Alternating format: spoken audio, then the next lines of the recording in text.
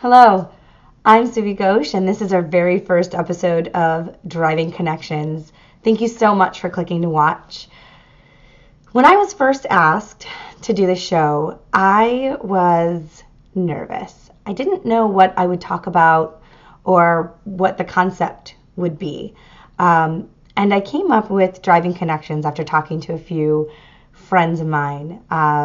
Really, I had to sit down and think about what it is that I wanted to talk about. And ultimately, I think it starts from the beginning. So today, I'm going to be interviewing myself, essentially. I'm going to talk about what drives me, what brings me to this point, and why Driving Connections, and some of the topics we're going to be talking about, and some of the people that are going to be joining me as we go through the year. So first and foremost, buy-in. If I don't give you a reason to believe me and talk about my experience, then I won't have your buy-in to continue watching or to follow me in any sense of the word. So I started in automotive 7 years ago. I think it's been a long time. And for the first few years, 6 years, I have been on the dealer side of things. I was an internet assistant when I first started. Then I became the internet manager and the internet director of 3 locations pretty quickly. I didn't know anything about automotive or car sales or really sales in general. I worked at Best Buy and things before then. So I had to learn as I went. And honestly, that's a common theme. I think that's almost everybody who started out that way. You kind of learn as you go. I looked at different forums. Dealer Refresh was my saving grace. I could talk to people that, were doing it at the time or has done it in the near future. And so that was one of the ways that I kind of started to piece together the role. And over time, I kind of fell in love with it. I loved everything about it. But what drove me, I'm not someone that's motivated by money. So what drove me to it was the fact that I initially wanted to be in mental health. I wanted to help developmentally disabled children to live normal lives through coaching and counseling. And I had a few internships and quickly learned that I couldn't make the difference that I wanted to. In fact, I got written up for trying to do things the right way because the house that I was in was very low functioning, meaning these people really couldn't eat or bathe on their own, so we had to do it for them. And in the house, they would put these people to sleep by 6 and 7 so that they could watch the TV shows that they wanted and get to go home before the next shift. So when I started revolting and doing things that the people wanted, I got written up quite a few times. And eventually I realized that I couldn't do it I couldn't make a difference. I couldn't really make any changes without money, without some sort of name. And I had to work my way up. So automotive was my way of making that name, making some money, and quickly. And I learned how quickly you can grow in automotive. And so ultimately, that's still my goal. I want to one day be able to change the way that the developmentally disabled are treated.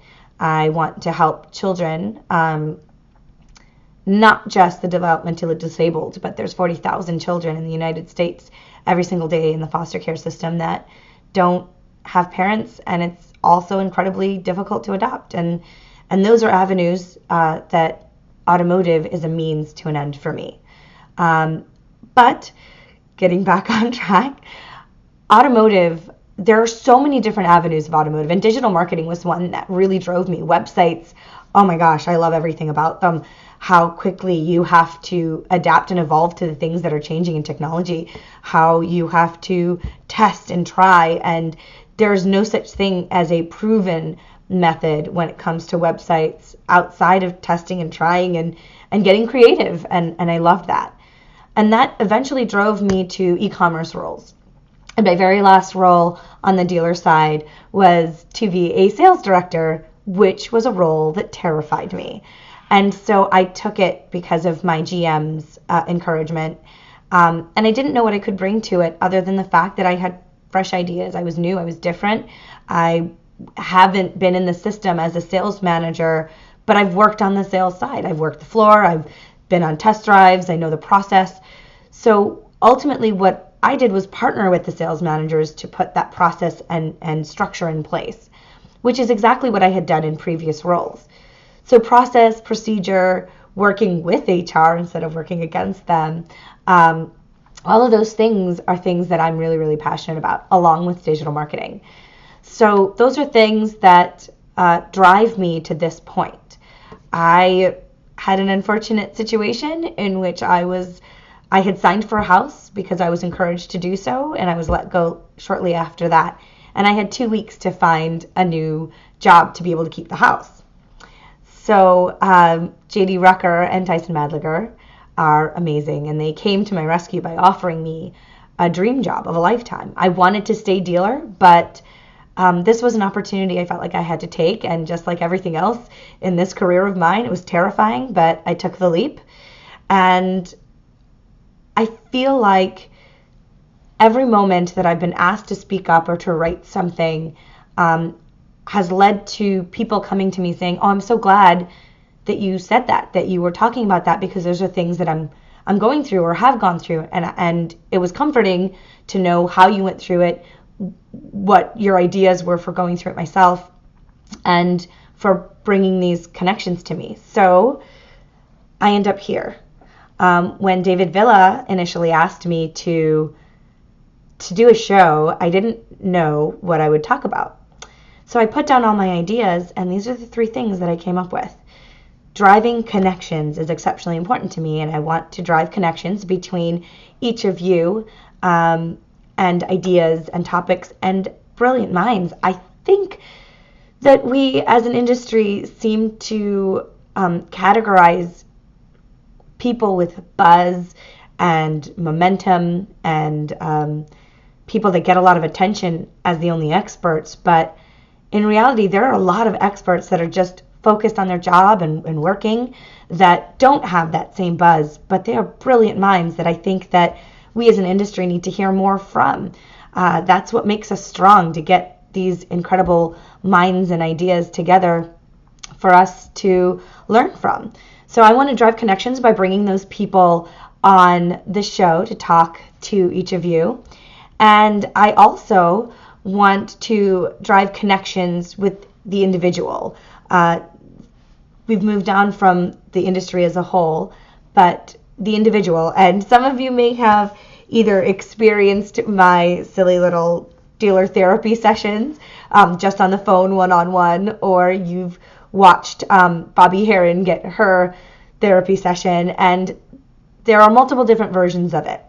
Belle Playford is an incredible human being that supported me throughout my career in these one-on-one conversations, and I would have these with peers from my very first job, surrounding myself with people that were in the same roles or have been in the same roles. My Genius Network, I said I would talk about it.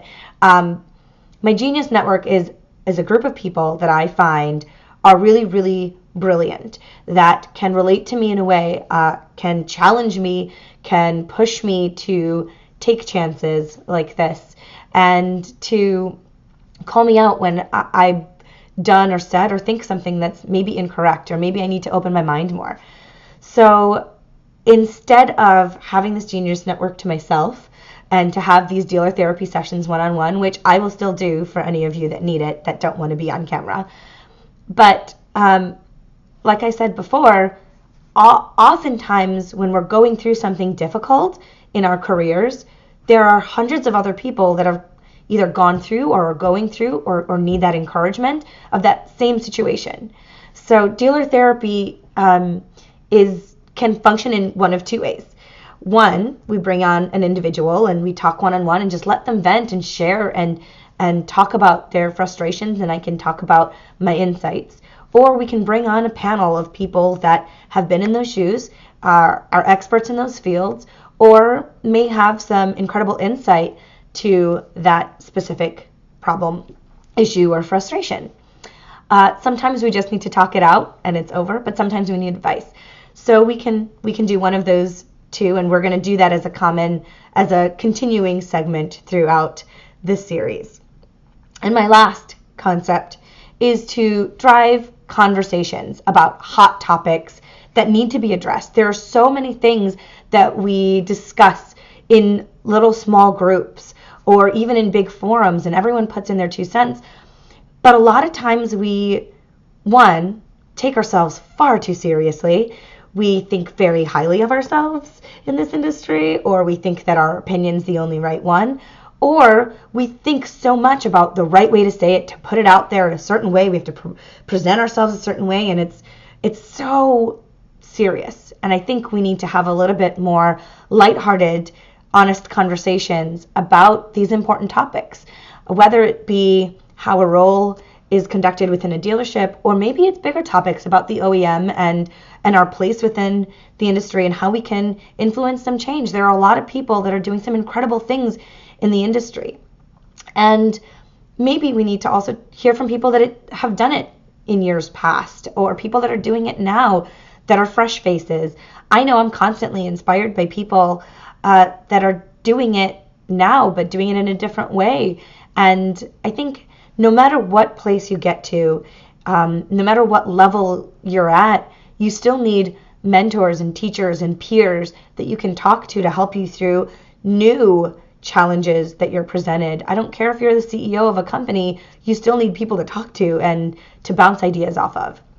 So I want to drive conversations. I want to hopefully influence some change within the industry in being able to talk about things that are uncomfortable. Let's start paying attention to the individuals. Auto Dealer Live did an episode that really moved me in more than one way. I started crying on the show. But talking about the human challenges that we go through, I was incredibly moved by that. And I think we need to do more of that. Let's start being human.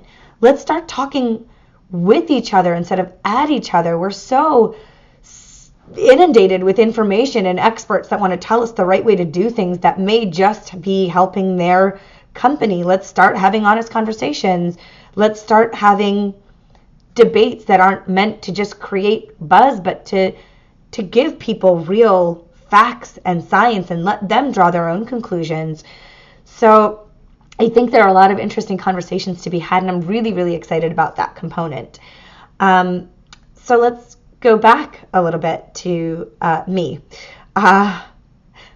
Putting myself out there and writing or talking or creating videos about my life or my journey is, I think, one of the hardest things about this career of mine. When I started on the vendor side, I think many of you will agree to this. When I started in automotive, I had to learn things for the first time, and then I had to evolve those things, and I had to keep developing as an individual within my role, within my dealerships, within who I was becoming. And I can honestly say that I'm a different person now than when I started. I was a mouse. I didn't want to talk to anybody. It took every ounce of strength to stand up to the first salesperson that called me out for something that I didn't feel like I deserved. So I felt like going to the vendor side was exactly the same journey in a lot of ways. I was learning for the very first time who I was, what my voice needed to be, how to present myself, what to talk about, what people were going to pay attention to. My goodness, it was, that was difficult. I didn't realize a lot of the things that people would question or the things that would bother people.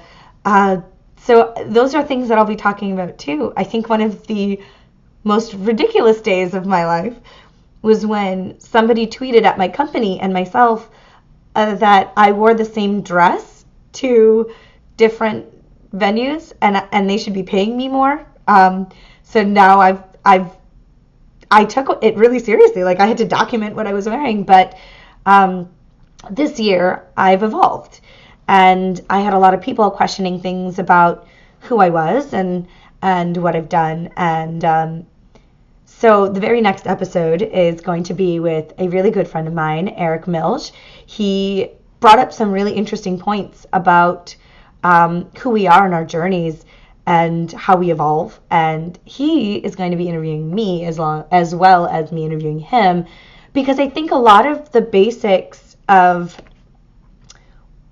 what our journey ends up being in this world is evolution, and to question and also get stronger, to not worry about a lot of things that people present, and to grow within that. So I'm really excited. He has some really, really interesting things to talk about.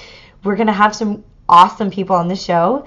JD Rucker is an incredible person that allowed me to talk him into being on the show. Bill Playford, some incredible women like Elise Cuphart, Bobby Heron, and Jennifer Briggs. I'm actually going to ask Jason Stemm, I'm coming for you. We're going to do a little section on the journey into the vendor side. That's one of the biggest things that I get asked on a daily, weekly basis. You know, what is this journey like? Should I make the change? What is it going to be like? What am I looking for? And so why not document these people that have just recently made the change, and then also me and Elise, who have been in it for a little while, sharing our journey, sharing what we go through. And then also every single one of those people has worked in a dealership. So talking about what we've learned on that side, and bringing on people that are maybe going through it today and people that went through it before us. I believe that the automotive industry is much like a high school. Sure, there's petty drama and all that kind of stuff, but I'm more talking about the classes, right? There's the freshman class that is brand new, and they see things as new, and when they come up with an idea, they're like, wow, I'm brilliant, look at what I've come up with. And they also learn. They're hungry to learn. They want to learn, and we have to be careful about what information they see and they gather to make their careers, much like we were presented really great information as sophomores becoming juniors.